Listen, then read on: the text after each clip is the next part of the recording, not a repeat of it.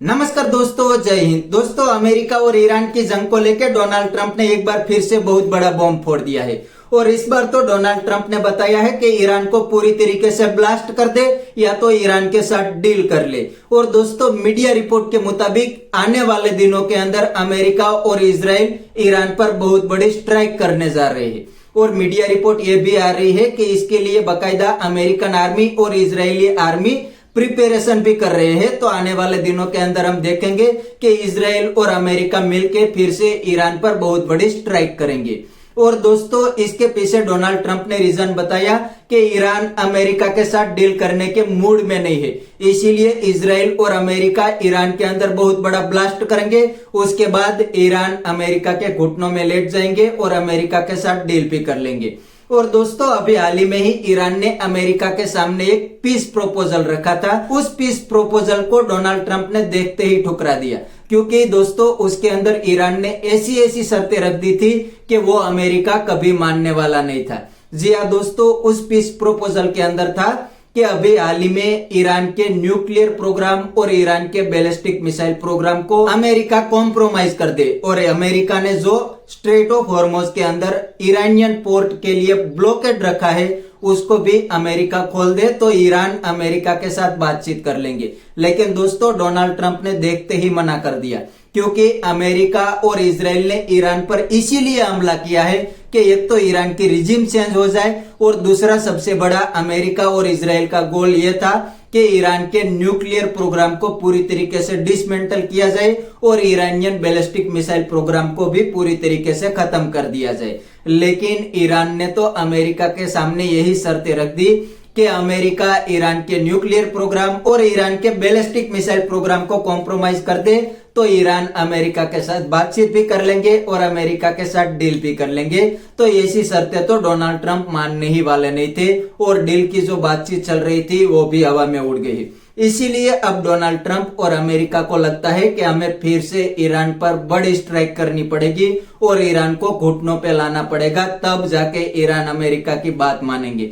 इसीलिए आजकल अमेरिका और इजराइल ईरान पर बड़ी स्ट्राइक करने की प्रिपरेशन कर रहे हैं। और दोस्तों, इसके बाद ईरान के नए सुप्रीम लीडर मुस्तफा खामेनी का भी बयान आ गया है कि हम ईरान के बैलिस्टिक मिसाइल प्रोग्राम और ईरान के न्यूक्लियर प्रोग्राम को प्रोटेक्ट करेंगे, इसको हम नुकसान नहीं होने देंगे। मतलब यहाँ पर ईरान अमेरिका के साथ डील करने के मूड में ही नहीं है, वरना अमेरिका की क्लियर शर्तें हैं कि ईरान बैलिस्टिक मिसाइल प्रोग्राम और न्यूक्लियर प्रोग्राम के ऊपर कॉम्प्रोमाइज कर दे तो अमेरिका ईरान के साथ डील कर लेंगे। लेकिन यहाँ पर दिखता है हमें कि ईरान अमेरिका के साथ डील करने के मूड में ही नहीं है। और दोस्तों, अब तो ईरान के अंदर भी पॉलिटिकल क्राइसिस पूरी दुनिया के सामने दिखने लगा है। अब ईरान की आर्मी फ्रंट फुट पे आ गई है और ईरान के जो पॉलिटिकल लीडरशिप थी वो बैक फुट पे आ गई है। दोस्तों, ईरान की मीडिया तो बता रही है कि अभी भी ईरान को ईरान के नए सुप्रीम लीडर मुस्तफा खामेनी ही लीड कर रहे हैं, लेकिन ये भी अब बिल्कुल सच नहीं रहा।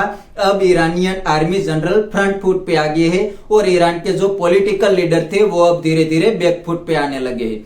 दोस्तों, अभी हाल ही में ही ईरान के प्रेसिडेंट मसूद पेजेश्कियान ने बताया कि ईरान के जो फॉरेन मिनिस्टर है अरागासी, वो अब ईरान के प्रेसिडेंट की बात नहीं मान रहा, वो ईरानियन आर्मी के जनरलों के हाथ में खेल रहा है। इसीलिए तो आज तक अमेरिका के साथ ईरान की कोई डील नहीं हो रही।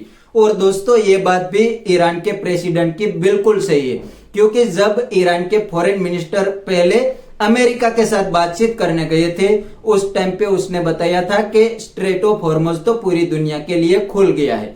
लेकिन दोस्तों, शाम होते होते ईरानियन आर्मी ने स्ट्रेट ऑफ हॉर्मुज को फिर से पूरी दुनिया के सामने ब्लॉक कर दिया था। उस टाइम पे डोनाल्ड ट्रंप भी खुश हो गए थे कि ईरान तो मेरी बात मान गया है और स्ट्रेट ऑफ हॉर्मुज को पूरी दुनिया के लिए खोल दिया था। लेकिन दोस्तों, वो स्टेटमेंट ईरान के पॉलिटिकल लीडर यानी कि ईरान के प्रेसिडेंट ने नहीं थी, वो स्टेटमेंट थी ईरानियन आर्मी की। इसीलिए आर्मी ने 24 आवर में ही यू टर्न ले लिया और फिर से स्ट्रेट ऑफ हॉर्मुज को ब्लॉक कर दिया।